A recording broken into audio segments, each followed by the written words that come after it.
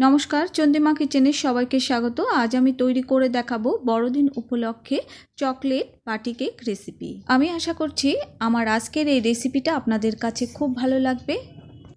এই কেকের রেসিপি এতটাই সহজ, যে কেউ বানাতে পারবে। এর থেকে আর সহজ কেক হয় না। যে কেউ একবার দেখলেই এই বাটি কেক বানাতে পারবে, এতটাই সহজ। এর জন্য আমি বড় সাইজের দুটো ডিম নিয়েছি। ডিম দুটো আমি ভেঙে নিচ্ছি।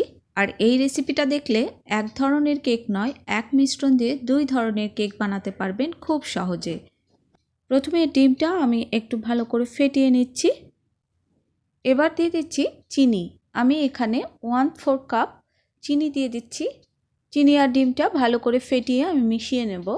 আর ডিমটা আর চিনিটা কিন্তু ভালো করে ফেটাতে হবে, আর ফেটালে কেকটা কিন্তু অনেক নরম হবে। এবার দিয়ে দিচ্ছি 1/4 কাপ তেল। আমি এখানে সাদা তেল দিয়েছি। আপনারা চেষ্টা করবেন অবশ্যই সাদা তেল দিতে। আপনারা কিন্তু কখনোই এখানে সর্ষের তেল দিতে যাবেন না। আর তেলটা দিয়ে আমি ভালো করে মিশিয়ে নিচ্ছি। ডিমটা দেখুন আমি অনেকক্ষণ মিশিয়ে নিয়েছি, উপরে কিন্তু ফেনার মতো হয়ে গেছে। এবার দিয়ে দিচ্ছি 1/2 কাপ ময়দা। এবার দিয়ে দিচ্ছি 3 চা চামচ কোকো পাউডার। চেষ্টা করবেন ভালো মানের কোকো পাউডারটা দিতে।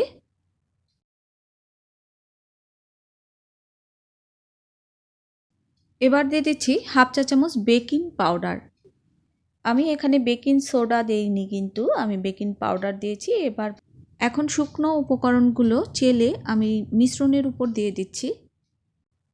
এবার দিয়ে দিচ্ছি 1/2 চা চামচ চকলেট এসেন্স। এবার একটা হ্যান্ড উইক্স দিয়ে ভালো করে মিশিয়ে নিচ্ছি। আর এই মিশ্রণটা কিন্তু ভালো করেই মিশিয়ে নিতে হবে।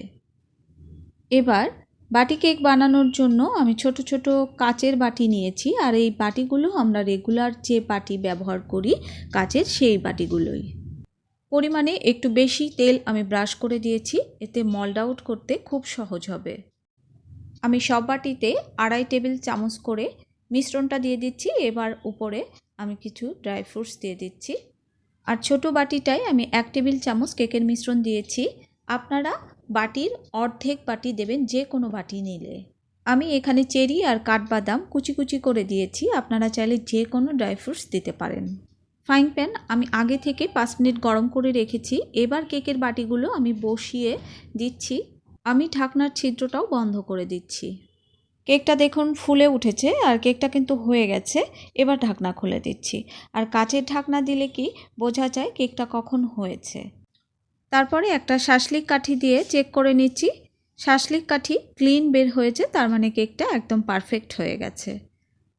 আর এই কেকটা আমি তৈরি করেছি একদম লো হিটে। এবার উপর দিয়ে কিছুটা বাটার আমি ব্রাশ করে দিচ্ছি, এতে খেতে অনেকটাই টেস্ট হবে। আর উপরটা অনেক সফট সুন্দর হবে দেখতে।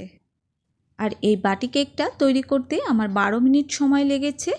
আর টিফিন কৌটোতে যে কেকটা আমি তৈরি করেছি, এই কেকটা তৈরি করতে আমার 25 মিনিট সময় লেগেছে। আর দেখলেন তো কত সহজে 2 ধরনের কেক তৈরি হয়ে গেল। সবাই সুস্থ থাকুন, ভালো থাকুন। আবার দেখা হবে অন্য কোনো নতুন রেসিপি নিয়ে।